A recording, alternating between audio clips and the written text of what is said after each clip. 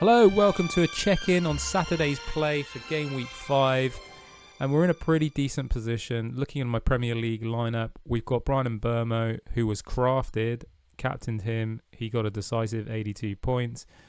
Trevor Chalobah, big talking point, 100 points. Again, a crafted player. So those two have been absolutely key for this performance so far. And Chalobah has had a really good start to the season. So 100 points today.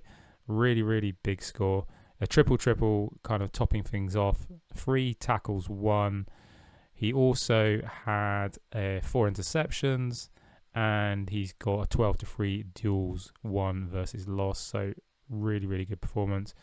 Passing score is pretty decent as well. So just a phenomenal score, and he's had a really good start to the season so far in terms of Sorare scoring. It's been a really, really nice start. So 81 in game week 3, 57 in game week 1. And then topping it all off with the 100 score this game week. Just absolutely phenomenal. And more than I could ask for from a crafted player. And there was a lot of chatter around Chelsea kind of going into the start of the season about their centre-back situation, particularly with Levi Colwill getting injured. But Chalobah seems to be performing really, really well. I just hope that Enzo Maresca selects his teams purely based on their Sorare scoring, because that would mean Chalobah is in for the long haul in this team. We can but hope. And then the Perry and Statch combination, which I picked up like last week and then regretted it because I really didn't pay enough attention to the fixture situation. Obviously, I liked what I saw against Everton, and I think Everton are going to be decent enough this season. How decent, I don't know, but based on that performance, I thought, well, Leeds are looking okay, and obviously they're a much cheaper option in terms of building a budget Premier League team for in season. So obviously last week was a write-off against Arsenal, but 0-0 result against Newcastle, pretty damn good.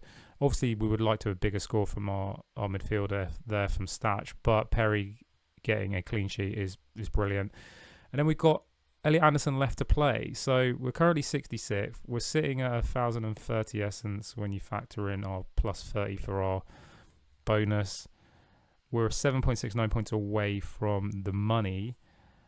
We've got 4 games today, 2 at 2 o'clock, Liverpool Arsenal at 4:30, and then there's a late game. Aston Villa are playing, so there's a lot of games still to play, which could drastically impact kind of where we finish, depending on how everything goes. But if we can get a big haul of essence as a minimum, that would be great. I'd love to jump up into the money. Elliot Anderson has a favourable matchup against West Ham, who have not looked good to start the season, and we've got a maxed out XP on this old Anderson card. So if he has a good day, well, 1, let's hope he plays. 2, let's hope he has a good day. And then hopefully we could be for a very good outcome from a very, very budget-friendly team. And if you're new here, that's kind of what I like to do on Sorare. Kind of try and play a Moneyball sort of game. Play the free-to-play game mode, and we'll touch on that in a moment. But also just try to play in a budget-friendly way, see what you can achieve playing the game that way. So that's the intention, and so far it's looking pretty good. We've got 2 crafted players that have performed out of their skin, and 2 cheaper pickups have performed pretty decently. So we're just all resting on Anderson for today. Hopefully he has a good game later on, as I said.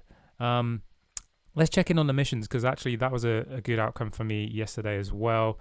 I had the Lucas Chevalier common card playing for PSG in a PSG to lose mission, and he needed decisive action. He conceded several goals, so the clean sheet wasn't happening, but he did have a penalty save.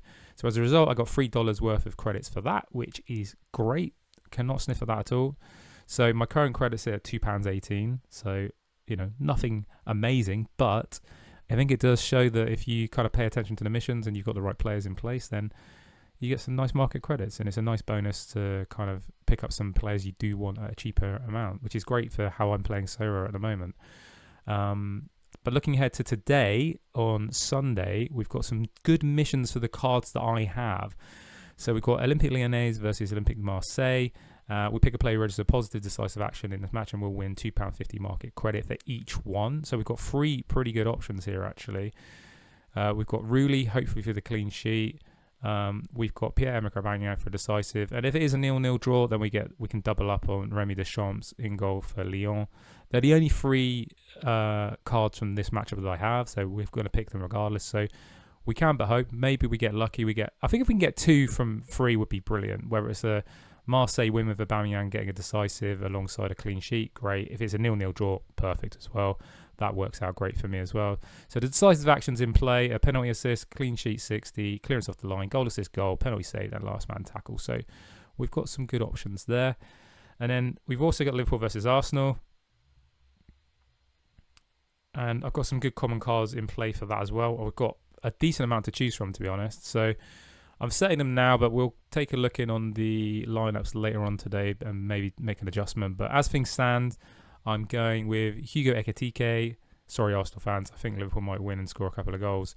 We've got Gakpo as well. And then the third choice is between Szoboszlai and Gravenberch. I'm trying to decide. I think Szoboszlai will probably be more involved in attacking play. Gravenberch, he scored a goal last week. So there's good options there for the third position. Obviously, Frimpong is out. Some of the Arsenal players that we probably could have selected, Saka obviously is out. Odegaard's out as well, I believe.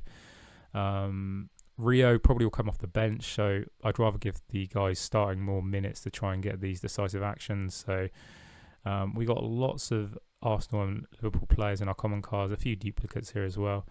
But I think those are our best bets, those three players. I think we're kind of hoping for the best outcome there. So it's just on that final decision. Do we go Gravenberch or do we go Szoboszlai? And you never know. We could maybe hit all three of those, and that would be $9 from there. So I think in an ideal world, we get maybe $12 across the two matchups, which would be great. In terms of the other common card activities at the moment, we didn't have a great day out in terms of hitting the streak, so that's not happening for me this game week. I kind of just got a bit wrapped up in the Spurs hype after their play against Man City, and I didn't take into account how badly Spurs tend to perform after a big performance. And I forget, Bournemouth are a really good team. They have changed their entire defence, but they are still a really, really good team. So that didn't work out. If we go to the lineups and just have a look, kind of see where we are with the other games. I did enter two arenas. I had to cancel a lineup, and then I put together this Newcastle plus Mandela Keita team because the team I selected, there was a number of players that just weren't playing. So we've got an arena, an uncapped arena. So that's what, 350 essence kind of down the toilet if we don't get any positive outcomes from these two. We're currently sitting second and third. I don't like my chances in either of these, though, I don't think, because we've got a Jordi Alba playing who's captain. So I think we're going to get leaped by at least this guy here. Anyone else down here? We got this guy with Willem Goebbels, 168. He's on. He only needs, 35 points to get past me anyway. So I think we're going to get double jumped anyway. There's another player with two players down here. So I don't like my chances at all. So I'm still trying to figure out where we go with Essence. My Ipswich Southampton guys have really letting me down. I thought they'd be much, much better. Harwood Bellis just, after a good performance last week, not a good performance this week. I was tempted to bring Manning into this lineup, but he was playing in another lineup and he did well.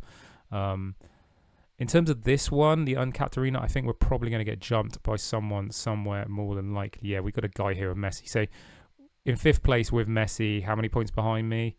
Maybe 54. So the only hope I can get is that Messi is rested or something. But there's another guy just below this as well. He's got two players due to come up. And then we've got a guy with Salah, De Jong and Alisson. So we're going to get jumped on both of these, I think, by the looks of it. Wrong captaincy.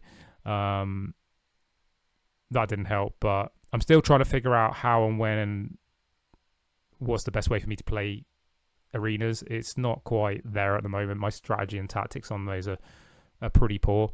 I have had a first and a third, so am I net positive? Probably, or broke even at least. But we'll see. I think maybe I need to kind of have a bigger think about my strategy going forward on those.